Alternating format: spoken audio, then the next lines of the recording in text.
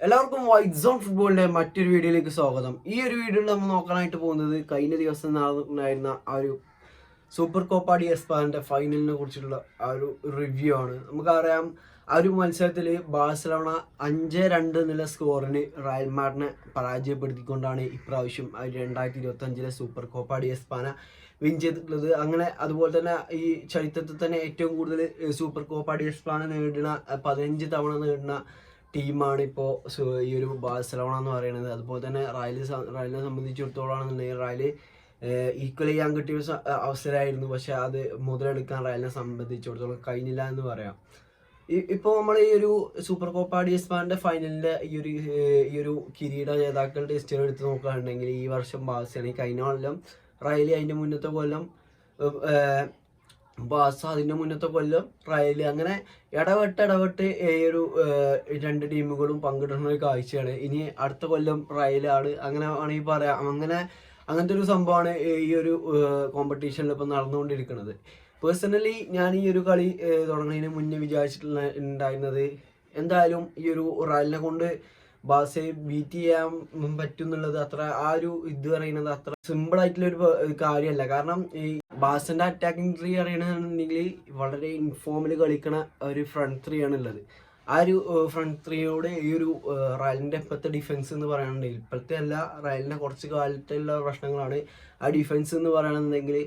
High ബോളൊക്കെ വന്നാൽ എന്താണ് റയലിന്റെ defence പൊട്ടും എന്നുള്ളത് അത് സ്വാഭാവികമായിട്ടും ഉള്ളതാണ്. അതുപോലെ തന്നെ ഒരു വെറൈറ്റി പാസ് ഇട്ടാൽ റയലിന്റെ ആ ഒരു ഡിഫൻസ് കീറി മുറിച്ച് പോകാൻ മാത്രം പാസ് ഇടാൻ കഴിയുന്ന പ്ലേയേഴ്സും ഈ ഒരു ബാഴ്സന്റെ സ്ക്വാഡിലുണ്ട്. അതുപോലെ തന്നെ ആ ഒരു റയലിന്റെ റൈറ്റ് വിങ്, റൈറ്റ് ബാക്ക് പൊസിഷനിൽ, അല്ലാന്നുണ്ടെങ്കിൽ ബാഴ്സന്റെ ലെഫ്റ്റ് വിങ് കൂടെ ഒരു അറ്റാക്കിങ് നടത്തുകയാണെന്നുണ്ടെങ്കിൽ ഈ ഒരു ബാഴ്സക്ക് സുഖമായിട്ട് തന്നെ ഈ ഒരു ഡിഫൻസ് പൊട്ടിച്ച് ഗോളടിക്കാൻ കഴിയുന്നുള്ളത്.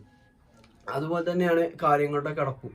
ഈ ഒരു ബാഴ്സന്റെ പ്രധാന എതിർത്ത് നോക്കുകയാണെന്നുണ്ടെങ്കിൽ നമുക്കറിയാം, പെട്ടെന്ന് ബാഴ്സക്ക് കംബാക്ക് എടുക്കാൻ കഴിഞ്ഞു. അതുപോലെ തന്നെ ഈ ഒരു മത്സരത്തിന്റെ പ്രധാന ഹൈലൈറ്റും അത് തന്നെയാണ്, ആദ്യം റയലാണ് സ്കോർ ചെയ്തിട്ടുള്ളത് എന്നുള്ളത്.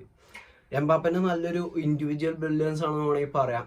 അങ്ങനത്തെ ഒരു ഗോളായിരുന്നു. ആ ഒരു ഗോൾ എന്ന് പറയുന്നത് ഏകദേശം 5-ാമത്തെ മിനിറ്റിൽ തന്നെ, ആ ഒരു 5-ാമത്തെ മിനിറ്റ് വരെ നല്ല പെർഫോമൻസ് കാഴ്ചവെച്ചതും ബാഴ്സ തന്നെയായിരുന്നു. അതുവരെ നല്ല അറ്റാക്കിംഗ് ഇതൊക്കെ കാഴ്ചവെച്ചത്, ആ ഒരു കളിയത്തെ ഒരു ഇത് പിടിച്ചു പറ്റിയതും ബാഴ്സ തന്നെയായിരുന്നു. ആ ഒരു സ്റ്റാർട്ടിങ് കണ്ടപ്പോൾ ഞാൻ വിചാരിച്ചത് ബാഴ്സ ഫസ്റ്റ് സ്കോർ ചെയ്യുന്നുള്ളതാണ്. പക്ഷേ ഈ ഒരു എംബാപ്പന്റെ ആ ഒരു ഇതുകൊണ്ട്, ആ ഒരു ഫസ്റ്റ് ടൈം ഫിനിഷ് കൊണ്ട് ആ ഒരു ഫസ്റ്റ് ടൈം ലീഡ് റയലിന് നേടാൻ കഴിഞ്ഞു. പക്ഷെ ആ ഒരു ലീഡ് നിലനിർത്താൻ റയലിനെ കൊണ്ട് സാധിച്ചിട്ടില്ല. പെട്ടെന്ന് ഈ ഒരു ചില ഗോളുകളൊക്കെ വരുമ്പോൾ അവൾ ആ ഒരു റൈറ്റ് ബാക്ക് പൊസിഷനിൽ ആൾ തന്നെ ഉണ്ടാവില്ല. കാരണം ആ ഒരു വാസ്കസിന് ആ ഒരു പൊസിഷൻ ഹാൻഡിൽ ചെയ്യാൻ കഴിയുന്നില്ല എന്നുള്ളത് തന്നെയാണ്. അതുപോലെ തന്നെ ഈ ഒരു ഹൈ ബോളൊക്കെ വരുമ്പോൾ ഈ ഒരു ഡിഫൻഡേഴ്സിന് അത് എങ്ങനെ ഇതിനെ തരണം ചെയ്യുക എന്നുള്ളത് അറിയാത്ത പോലെയാണ് സംഭവം നടന്നുകൊണ്ടിരിക്കുന്നത്. ഈ ഒരു ഇതിൽ എനിക്ക് പറയാനുള്ളത് പറയുകയാണെങ്കിൽ, ഈ ഒരു റൈറ്റ് ബാക്ക് പൊസിഷനിലേക്ക് ഇപ്പം തന്നെ ഒരു നല്ലൊരു ഡിഫൻസീവ് മൈൻഡിലുള്ള ഒരു പ്ലെയറിനെ കൊണ്ടുവരണം. ഇപ്പോൾ റയൽ മാഡ്രിഡിനായിട്ട് ഏറ്റവും കൂടുതൽ ലിങ്ക്ഡ് ആയിട്ടുള്ള റൈറ്റ് ബാക്ക് പ്ലെയർ എന്ന് പറയുകയാണെന്നുണ്ടെങ്കിൽ അലക്സാണ്ടർ അർണോൾഡനാണ്. അലക്സാണ്ടർ അർണോൾഡിനെ റൈറ്റ് ബാക്കിലേക്ക് കൊണ്ടുവന്നുകൊണ്ട് ഡിഫൻസീവ്ലി പ്രശ്നങ്ങളൊക്കെ സോൾവ് ചെയ്യാൻ കഴിയുന്നില്ലത് എനിക്ക് തോന്നുന്നില്ല. കാരണം അത് അർണോൾഡിന്റെ ആ ഒരു കളിശൈലി കാണുന്നവർക്ക് തന്നെ അറിയാം. അർണോൾഡിനെ ഒരു റൈറ്റ് മിഡ്ഫീൽഡറൊക്കെ ആയിങ്ങാണ്ട് റയൽ സൈൻ ചെയ്യാന്നുണ്ടെങ്കിൽ അത് ഓക്കെ. പക്ഷേ ഈ ഒരു റൈറ്റ് ബാക്ക് എന്നുള്ളത് പറയുമ്പോൾ കുറച്ചും കൂടി നല്ലൊരു ഡിഫെൻസീവ് മൈൻഡുള്ള പ്ലെയറിനെ കൊണ്ടുവരണം. ഈ ഒരു രണ്ട് സാഹചര്യം ഒരുപോലെ കൈകാര്യം ചെയ്യാൻ കഴിയുന്ന ഒരു പ്ലെയർ ഉണ്ടാവുമല്ലോ, അങ്ങനത്തെ ഒരു പ്ലെയറിനെ വേണം റയലിൽ സൈൻ ചെയ്യാൻ കഴിയും. അത് ഈ ഒരു ജനുവരി തന്നെ ആവുന്നുണ്ടെങ്കിൽ ഈ ഒരു സീസണിൽ റയലിന് ഒന്നും കൂടി ഒരു ബൂസ്റ്റ് നൽകും. പക്ഷേ ഇപ്പോഴത്തെ ഒരു ഇതിൻ്റെ അനുസരിച്ച് നോക്കുമ്പോൾ കഴിഞ്ഞ സീസണിലൊക്കെ ഈ ഒരു വാസ്കസ് എന്ന് പറയുന്നത് നല്ല രീതിയിൽ തന്നെ ഇൻഫോമിൽ രണ്ട് കാര്യങ്ങളും ചെയ്തൊരു പ്ലെയർ ആയിരുന്നു. പക്ഷെ ഇപ്രാവശ്യം അങ്ങനെ ഒരു ഫോമിലേക്ക് എത്താൻ വാസ്കസിനെ കൊണ്ട് സാധിച്ചിട്ടില്ല എന്നുള്ളത് എടുത്ത് പറയേണ്ട ഒരു സംഭവമാണ്. പിന്നുള്ളത് പറയുകയാണെന്നുണ്ടെങ്കിൽ ഈ ഒരു അസൻസിയോ നല്ലൊരു പ്രകടനം കാഴ്ചവെച്ച പൊസിഷനായിരുന്നു സെൻട്രൽ ബാക്ക്. പക്ഷേ അത് ഈ ഒരു ചുവമനി വന്നതിന് ശേഷം എസ്പെഷ്യലി ചുവമനി ഒരു സെൻട്രൽ ബാക്ക് അല്ല. പക്ഷേ എന്നിട്ട് കൂടി ഈ ഒരു അസൻസിയോടെ ബെഞ്ചിലിരിക്കുമ്പോഴും ചുവമനിക്ക് ചാൻസ് കൊടുക്കുന്നു. അത് ചുവമനിനെ ഡിഫൻസീവ് മിഡ്ഫീൽഡർ ആക്കിയാണ് സ്റ്റാർട്ട് ചെയ്യിച്ചാൽ മതി. പക്ഷെ ആ ഒരു ഇതിന് പകരം സെൻട്രൽ ബാക്ക് ആയിങ്ങാണ്ട് അസൻസിയോക്ക് മേലെ ഇതാക്കണം. അസൻസിയോക്ക് കുറച്ചും കൂടി കൂടുതൽ സ്റ്റാർട്ടിങ് കൊടുക്കുക എന്നുള്ളത് എൻ്റെ ഒരു പ്രിഫറൻസ് ആണ്. അപ്പം അങ്ങനെയാണ് ഈ ഒരു റയൽ മാഡ്രിഡ് ഡിഫൻസ് ഇതാക്കുന്നത്. ഇനി നമുക്ക് ബാഴ്സന്റെ കാര്യത്തേക്ക് വരികയാണെന്നുണ്ടെങ്കിൽ നമുക്കറിയാം, ബാഴ്സ ഒരു ഒക്ടോബർ മന്തിന് ശേഷം കുറേ അധികം ഇതാക്കപ്പെട്ടിട്ടുണ്ടായിരുന്നു. പോയിന്റ്സ് ഡ്രോപ്പ് ചെയ്യുന്നത് നമ്മൾ കണ്ടു. അതുപോലെ തന്നെ കുറേ മത്സരങ്ങൾ പരാജയപ്പെട്ട് ബാഴ്സലോണ ഇപ്പോൾ ലാലിഗയിലാണ് 3-ാം സ്ഥാനത്താണുള്ളത്. അങ്ങനെ ഫോമിലൂടെയാണ് ബാഴ്സലോണ കടന്നു പോകുന്നത്. അങ്ങനെ ഒരു ഇതിൽ വരുമ്പോൾ ഈ ഒരു 2025 ഇയർ എന്ന് പറയുന്നത് അവരെ സംബന്ധിച്ചിടത്തോളം നല്ലൊരു തുടക്കമാണ് കിട്ടിയിട്ടുള്ളത് ഈ ഒരു ജനുവരി മന്ത്. അങ്ങനെ ഒരു ഫ്ലിക്കിൻ്റെ അണ്ടറിൽ അവർ ആദ്യം കിരീടം ചൂടാൻ കഴിഞ്ഞു. അതുപോലെ തന്നെ ഈ ഒരു റയലിനെ 5-2 എന്നുള്ള ഒരു ബിഗ് മാർജിനിൽ വീണ്ടും ജയിക്കാൻ കഴിഞ്ഞു. 5 ഗോൾ റയലിൻ്റെ പോസ്റ്റിലേക്ക് ഉതിർക്കാൻ കഴിഞ്ഞു എന്നുള്ളത് തന്നെയാണ് അവരുടെ അച്ചീവ്മെൻ്റ് എന്ന് പറയുന്നത്. ആ ഒരു ട്രോഫി ബാഴ്സ അടിച്ചതിന് ശേഷം ബാഴ്സ പ്ലേയേഴ്സ് സെലിബ്രേറ്റ് ചെയ്യണം കണ്ട് കുറേ ഫാൻസൊക്കെ ചോദിക്കുന്നു, എന്തിനാണ് അവർ ഇത്ര സെലിബ്രേറ്റ് ചെയ്യണത്, ആ സൂപ്പർ കോപ്പയല്ല അടിച്ചത് എന്നുള്ളത്. പക്ഷേ സൂപ്പർ കോപ്പൊക്കെയല്ല അവർ സെലിബ്രേറ്റ് ചെയ്യുക എന്നുള്ളത് മനസ്സിലാക്കാനല്ല കുറച്ച് സാമാന്യ ബോധം എല്ലാ റയൽ മാഡ്രിഡ് ഫാൻസും കാണിക്കുക. കാരണം നമ്മൾ തോറ്റത് നമ്മൾ അംഗീകരിക്കുക, ദാറ്റ്സ് ഇറ്റ്. അപ്പോൾ എൻ്റെ ഒരു ഒപ്പീനിയൻ പ്രകാരം ഈ ഒരു എൽ ക്ലാസിക്കോ എന്താ ഇപ്പോൾ ഇനി ലാലിഗയിൽ ഒന്നും പാടുണ്ട്, അതിന് കൂടാതെ ഒരു എൽ ക്ലാസിക്കോയും പാടെ ഈ ഒരു സീസണിൽ നടക്കാനുള്ളൊരു പോസിബിലിറ്റി ഞാൻ കാണുന്നുണ്ട്. അപ്പോൾ നിങ്ങളുടെ അഭിപ്രായത്തിൽ അതൊന്ന് കമൻറ്റ് ചെയ്യുക. കോപ്പ ഡെൽ റേയിൽ ഇപ്രാവശ്യം എന്തെങ്കിലുമൊക്കെ നടക്കും എന്നുള്ളത്.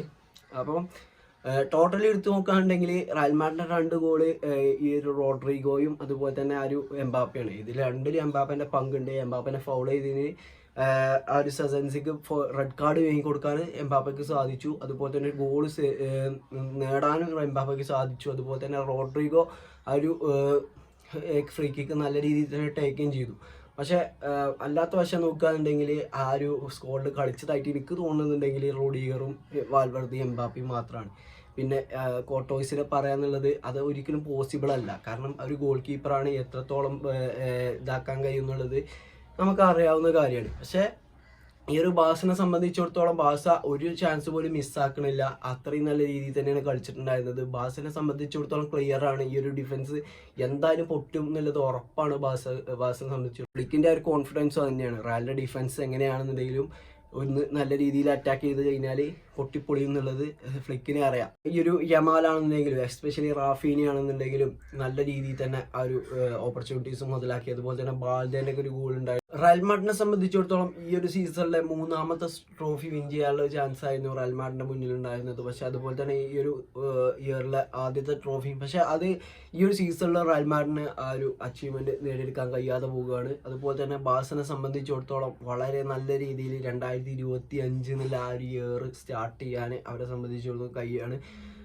ബാഴ്സയ്ക്ക് ഇപ്പോൾ ഈ ഒരു ഞാൻ നേരത്തെ പറഞ്ഞിരിക്കുന്ന ഈ ഒരു ലാലിഗ ടേബിൾ 3ാം സ്ഥാനത്താണെങ്കിൽ പോലും വലിയ പോയിന്റ് ഡിഫറൻസ് എന്ന് പറയുകയാണെങ്കിൽ ഒരു 5 പോയിന്റ്സിന്റെ ഡിഫറൻസ് ആണ് ടോപ്പിൽ ആ ഒരു ടീമിനെതിരെ ഉണ്ടാകുക. അതുപോലെ തന്നെ UCLന്റെ കാര്യം എടുത്ത് നോക്കുകയാണെങ്കിൽ അവിടെ ബാഴ്സയ്ക്ക് നല്ല രീതിയിൽ തന്നെ ആ ഒരു റൗണ്ട് ഓഫ് 32 കയറാതെ തന്നെ റൗണ്ട് ഓഫ് 16 നേരിട്ട് ഡയറക്റ്റ് ക്വാളിഫിക്കേഷൻ കിട്ടുന്നുള്ളത് ഏകദേശം ഉറപ്പാണ്. അതുപോലെ തന്നെ റയലിൻ്റെ കാര്യം എടുത്ത് നോക്കുകയാണെങ്കിൽ അതൊക്കെ കുറച്ച് റൗണ്ട് ഓഫ് 32 കളിക്കാതെ ആ ഒരു റൗണ്ട് ഓഫ് 16 പോകുക എന്നുള്ളത് അത്ര ഒരു ഇതൊന്നുമല്ല.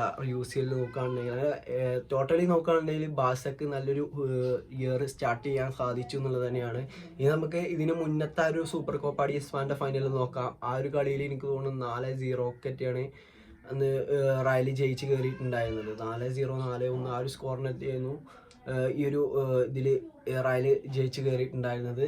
അങ്ങനെ അതിൻ്റെ മുന്നത്തെ ആണെന്നുണ്ടെങ്കിൽ 3-2 എന്നുള്ള സ്കോറിന് വാസിയായിരുന്നു. അങ്ങനെ ആ ഒരു രീതിയിലാണ് ഇത് പോകുന്നത്. ആ കഴിഞ്ഞ 3 ഇതും നോക്കുകയാണെങ്കിൽ സൂപ്പർ കോപ്പ ഡി എസ്പാൻ്റെ ഫൈനൽ നോക്കുകയാണെങ്കിൽ എൽ ക്ലാസിക്കോ ഫൈനൽസ് ആണ് വന്നിട്ടുണ്ടായിരുന്നത്. അങ്ങനെ ഈ ഒരു ബാഴ്സനെ സംബന്ധിച്ചിടത്തോളം ബിഗ് അച്ചീവ്മെൻ്റ് ആണ് ഇപ്പോൾ ഈ ഒരു ഇതുകൊണ്ട് നേടിയെടുക്കാൻ കഴിഞ്ഞിട്ടുള്ളത്. സാധാരണ ഫൈനലിലൊക്കെ തോൽക്കുന്ന ഒരു ടീമേ അല്ല റയൽ മാഡ്രിഡ്. ആ ഒരു ടീമിനെ ഫൈനലിൽ 5-2 തോൽപ്പിക്കാൻ സാധിച്ചിട്ടുണ്ടെങ്കിൽ ഈ ഒരു ഫ്ലിക്ക് എന്തൊക്കെയോ കാര്യമായിട്ട് അതിൽ ചെയ്യണുണ്ട് എന്നുള്ളതാണ്. പക്ഷേ ഇടയ്ക്കിടയ്ക്ക് ഈ ഒരു ഗ്രാഫ് ഇങ്ങനെ ഒന്നും താന്നും കളിക്കുന്നുണ്ട്, ഞാൻ പലപ്പോഴായി പറയണമായിരിക്കും തന്നെ. അതുപോലെ തന്നെയാണ് ഈ റയലിൻ്റെ കാര്യം എടുത്തു നോക്കുകയാണെങ്കിൽ ആ ഒരു ഡിഫൻസിലെ പ്രോബ്ലം പരിഹരിച്ചിട്ടില്ലെങ്കിൽ ഈ ഒരു സീസണിൽ വലിയ കാര്യങ്ങളായിട്ടൊന്നും പ്രതീക്ഷിക്കേണ്ട ആവശ്യങ്ങളില്ല എന്നാണ് എനിക്ക് തോന്നുന്നത്. അപ്പോൾ നിങ്ങളുടെ അഭിപ്രായത്തിൽ ഈ ഒരു സീസണത്തെ ആ ഒരു UCL വിന്നർ ആരായിരിക്കും എന്നുള്ളത് തീർച്ചയായിട്ടും കമൻറ്റ് ചെയ്യുക. അപ്പോൾ ഇന്നത്തെ വീഡിയോ ഇത്രേ ഉള്ളൂ. ഈ ഒരു വീഡിയോ നിങ്ങൾക്ക് ഇഷ്ടപ്പെടുകയാണെങ്കിൽ തീർച്ചയായിട്ടും കൂടെ നിൽക്കുക. ഓക്കെ.